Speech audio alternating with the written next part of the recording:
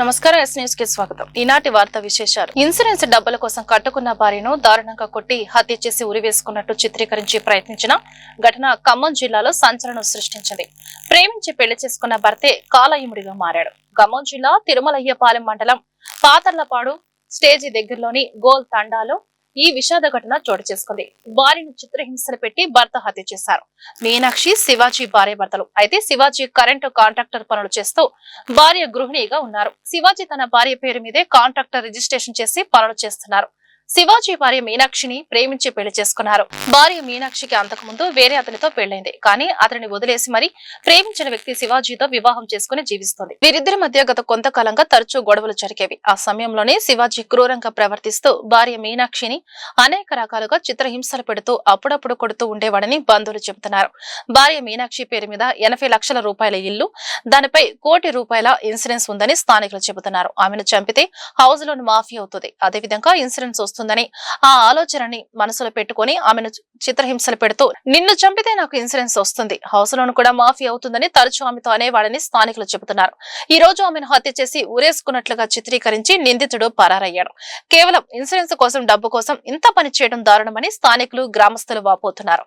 దీనిపై సమాచారం అందుకున్న పోలీసులు కేసు నమోదు చేసి మృతదేహాన్ని పోస్టుమార్టం నిమిత్తం ఖమ్మం ప్రభుత్వాసుపత్రికి తరలించారు. నిందితుడి కోసం గాలిస్తున్నారు. దగ్గరుండి నేనే పెళ్లి చేశా. అట్లాంటి ఆమెను చాలా చక్కటి ఆమె, ఎవరు జోలి పోదు, పక్క వాళ్ళను కూడా ఏది ఇబ్బంది పెట్టే మనస్తత్వం కాదు ఆమెది. కాకపోతే ఈయన ఏంటంటే ఈమెను నేను చేసుకున్నప్పటి నుండి నాకు చిత్రహింసలు పెడుతూనే ఉందని ఎన్నోసార్లు కంప్లైంట్ చేసినా వాళ్ళ పెదనానికి చెప్పింది, నాకు చెప్పింది, అందరికి చెప్పినా మేము సదిరి చెప్పి సంసారం చేయాలమ్మా, పిల్లలు అయ్యారు, 2 మగ పిల్లలు ఉన్నారని సదిరి చెప్పినాము. అబ్బాయిని కూడా మేము ఎన్నో విధాలుగా ఆయనకు కరెంటు పనిలో కావాలన్నా కూడా డబ్బులు సాయం చేసినాం, లైసెన్స్ ఇప్పించినాం, అన్నీ చేసినా కూడా వాడు ఏదో లంచం కొడుకు వాడు కావాలనే అక్రమ సంబంధం పెట్టుకొని తర్వాత వాళ్ళ తల్లిదండ్రుల మాటలు విని తర్వాత వాళ్ళు ఆయనతో పాటు పనిచేసే వాళ్ళని కూడా ఈమె దగ్గర పడుకోమంటాడంట. అట్లాంటి మా ఘోరమైన మనస్తత్వం కలిగిన వాడు ఆ అమ్మాయిని ఇంట్లో తీసుకొచ్చి బెడ్ పైన పండబెట్టి మీనాక్షి చూడు అని అంటాడంట. ఆమె ఏడ్చి ఎన్నో కుమిలి ఎన్ని చెప్పిన బాధలన్నీ మా చెవిలో ఉన్నాయి. అయినప్పటికీ ఆమెకు తల్లి ఒకటే ఉంది. ఆమె విజయవాడలో బతుకుతుంది. తండ్రి లేడు, తండ్రి చచ్చిపోయి ఆమె పెళ్లి కాకముందే ఆమె తండ్రి చచ్చిపోయిండు. ఎవరు దిక్కులేరు. మేము మా దగ్గరేమో రారు, ఎక్కువ చెప్పదు నా కాడ. అయినప్పటికీ అన్ని విషయాలు తెలిసినప్పటికీ మేము సంసారం మంచిగా సాగాలని కోరుకున్నాం. కానీ ఇట్లా చంపేస్తానని మేము ఊహలో కూడా అనుకోలేదు. అట్లా మాకు తెలిసి ఉంటే ముందే మేము అమ్మాయిని ఇంట్లో పెంచుకొని మరి మేము ఆమె విడాకులు ఇప్పించేటోళ్ళం. కానీ వాళ్ళందరూ వాడు ఇట్లాంటి పని చేస్తారని మేము అనుకో విషయాలు కూడా, ఇన్సూరెన్స్ విషయాలు కూడా ఈమెను చంపేస్తే నేను ఆ అమ్మాయితో సంసారం చేస్తా కాబట్టి నేను నీ మీద ₹1 కోటి ఇన్సూరెన్స్ కట్టా, ఇల్లు కూడా నీ పేరు మీద ఉంది, 80 లక్షల లోను, అది కూడా మా పేరు ఉంది, ₹1 కోటి వస్తే నేను హాయిగా తింటా, నిన్ను చంపే తీరుతా అని ఆయన శపథం పట్టిందట. అప్పుడు కూడా వచ్చి ఏడ్చినప్పుడు కూడా మేము పిలిపించి ఆయనను గద్దిస్తే ఆయన ఏదో సూసైడ్ చేసుకున్నట్టుగా ఎలకల మందు తాగి ఇది నటించిందంట. హాస్పిటల్లో నువ్వు నా గురించి ఏదైనా చెప్పినావు అనుకో నీ ప్రాణం తీసేస్తా అని మీ వాళ్ళని అందరిని ఎవరిని ఉంచాను అని అందరినీ బెదిరించిందంట. బెదిరిస్తే అమ్మాయి ఎవరు లేక, దిక్కు లేక, ఎవరికి చెప్పుకోలేక కుమిలి చచ్చి లాస్ట్కి ఆమె ప్రాణం తీయడం జరిగింది. ఖమ్మం నగరం 3 టౌన్ లో రోడ్డుపై గుర్తు తెలియని వ్యక్తి మృతి చెందాడు. దీంతో స్థానికులు పోలీసులకు సమాచారం అందించారు. ఎస్ఐ ఘటనా స్థలాన్ని పరిశీలించి మృతుడు యాచకుడిగా పోలీసులు గుర్తించారు. వెంటనే సామాజిక సేవకుడు, అన్నం ఫౌండేషన్ నిర్వాహకుడు శ్రీనివాసరావు సమాచారం ఇచ్చారు. దీంతో తన సిబ్బందితో అక్కడకు చేరుకున్న ఆయన మృతదేహాన్ని అంబులెన్స్ ద్వారా మార్చురీకి తరలించారు. మృతుడి వద్ద ఎలాంటి ఆధారాలు లభించలేదని పోలీసులు తెలిపారు.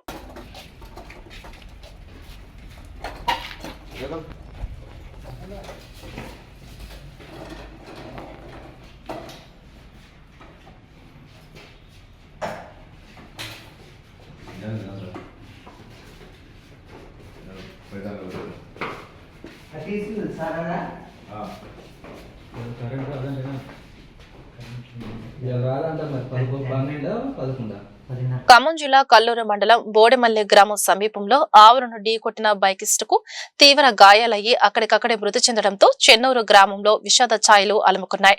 చెన్నూరు గ్రామానికి చెందిన గండ్రా ఉపేంద్ర బోడెమల్లె సమీపంలో రోడ్డుపై అడ్డంగా పడుకుని ఉన్న ఆవులను ప్రమాదవశాత్తు ద్విచక్ర వాహనంతో ఢీకొట్టడంతో తీవ్ర గాయాలవడంతో ప్రమాద స్థలంలోనే మృతి చెందాడు. ప్రమాద ఘటనపై సమాచారం అందుకున్న పోలీసులు సంఘటనా స్థలానికి చేరుకుని మృతదేహాన్ని పోస్టుమార్టం నిమిత్తం పెనుబల్లి ప్రభుత్వ ఆసుపత్రికి తరలించి కేసు నమోదు చేసి దర్యాప్తు చేపట్టారు.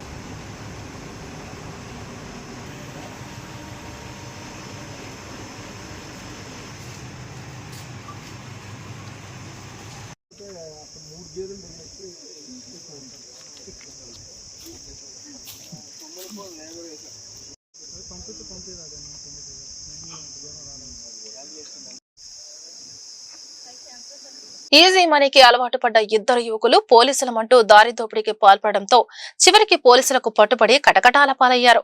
మహబూబ్ నగర్ జిల్లా జడ్చర్ల మండలం పోలేపల్లి పారిశ్రామిక వాడలో ఓ ప్రైవేటు కంపెనీలో పనిచేస్తున్న కడప జిల్లాకు చెందిన సంజన్న ఎప్పటిలాగే ఈ నెల 19వ తేదీన రాత్రి 8 గంటల ప్రాంతంలో తన వీధులు ముగించుకొని జడ్చర్లకు తిరుగు ప్రయాణమయ్యాడు. మార్గ మధ్యంలో ఓ వ్యక్తి తన ద్విచక్ర వాహనాన్ని ఆపి తాను పోలీస్ అంటూ తన వాహనం చెడిపోయిందని జడ్చర్ల వరకు తనకు లిఫ్ట్ ఇవ్వాలని కోరడంతో అతనిని జడ్చర్ల వరకు ఎక్కించుకొని వెళ్లడంతో మరింత ముందుకు వెళ్లాలని అతన్ని బెదిరించి మహబూబ్ నగర్ వెళ్లే దారిలో ఓ వెంచర్లోకి తీసుకువెళ్లాడు. తర్వాత మరో వ్యక్తి తోడే ఇద్దరూ కలిసి సంజనను కర్రతో దాడి చేసి అతని వద్ద నుండి 2000 నగదును తీసుకోవడమే కాక అతని ఫోన్ నుండి 36,900 రూపాయలను ఫోన్ పే ద్వారా తమ ఖాతాలోకి వేసుకుని అక్కడి నుండి ఇద్దరు వ్యక్తులు పరారయ్యారు. అనంతరం బాధితుడు జడ్చర్ల పోలీసులను ఆశ్రయించి ఫిర్యాదు చేయడంతో కేసు నమోదు చేసుకుని దర్యాప్తు చేశాడు. అందులో భాగంగా నిందితుడిని పోలీసులు పట్టుకున్నట్టు తెలిపారు. ఈ నెల 19వ తారీఖు అంటే మొన్న పోయిన 19వ తారీఖు రోజు రాత్రి 8 గంటలకు ఈ సంజన అని ఈ కడప అతను మన దగ్గర సెజ్లో ప్రైవేటు కంపెనీలో జాబ్ చేస్తాడు. అతను నైట్ అన్నం తినడానికి జంజం హోటల్కి పోయి తిన్న తర్వాత రిటర్న్ వస్తుంటే ఒక వ్యక్తి వచ్చి ఇలాంటి మోటార్ సైకిల్ మీద వస్తుంటే బండి ఆపిండంట. ఆపి మా పోలీస్ బండి అంటే మేము పోలీస్ వాళ్ళం, పోలీస్ బండి ఇక్కడ ఖరాబ్ అయింది, కొంచెం మమ్మల్ని అక్కడ దాకా తీసుకుపోమంటే అతను పోలీస్ అని చెప్పి నమ్మి బండి ఎక్కించుకొని తీసుకుపోతుంటే అతను నకలబండ తాండా వైపు తీసుకుపోయిండు.